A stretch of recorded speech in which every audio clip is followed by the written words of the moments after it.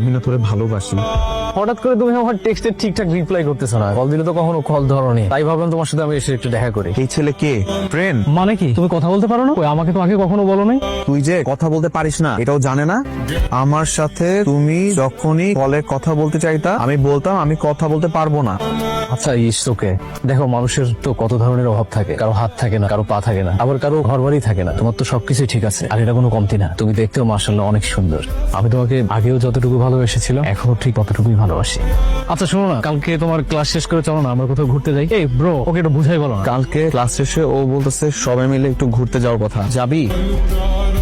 তুলনা, আমি সত্যি তোমাকে অনেক বেশি ভালোবাসি। একটা বিষয় নিয়ে আমি অনেক কনফিউজ ছিলাম, বাট আমার এখন মনে হচ্ছে যে আমার শুধু তোমাকেই চাই।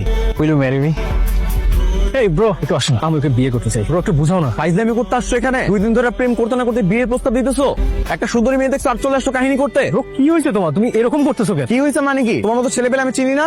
দেখো ব্রো, তুমি আমাকে ভুল বুঝতেছো। আমি ওকে সত্যি অনেক ভালোবাসি, আমি ওকে বিয়ে করতে চাই। এইসব ফাত্রামি বন্ধ করো। যদি বিয়ে করার হয় নিজের মা বাপ নিয়ে তারপর বাসায় বিয়ের প্রস্তাব নিয়ে আসো। এগুলো ফাইজলামি জায়গাটা করবা না।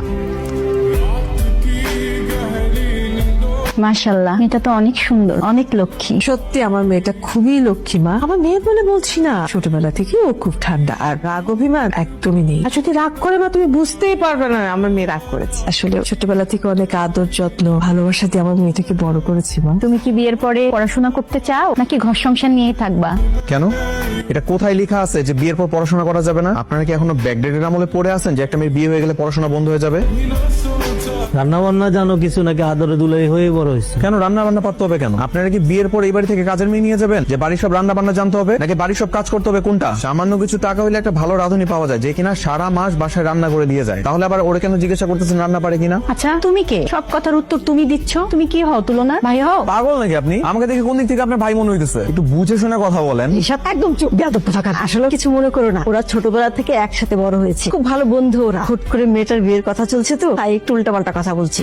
যাই হোক, মেয়ে আমাদের পছন্দ হয়েছে। আমরা কি বিয়ের কথা আগাবো? বিয়ের কথা আগাবেন মানে কি? পাগল হয়ে গেছেন? আপনার ভাই আজ পর্যন্ত যতবার তুলনার সাথে দেখা করতে আসছে আমাকে ছাড়া একটা শব্দ আদান প্রদান করতে পারে নাই, আর পারবেও না। তো কি করবেন? কবুল বলার পর আপনার ভাইয়ের সাথে কি আমাকেও বাসর করে পাঠাবেন? আমি দুঃখিত, আমার ছেলে হুট করে রেগে গেলে তো আমি আমার ছেলের পক্ষ থেকে আপনাদের কাছে ক্ষমা চাচ্ছি। তোমার ফোন কই? তোমাকে অনেকগুলো কল দিছি, মেসেজ দিছি, টেক্সট করছি, সমস্যা কি? তোরা না বউর সাথে অনেক সুন্দর লাগছে জানিস, এর আগে এত সুন্দর কখনো লাগে নাই। আমি তোরে কিছু কথা বলবো, একটু মন দিয়ে শুনবি। আমি না অনেক আগেই বুঝে গেছিলাম আমার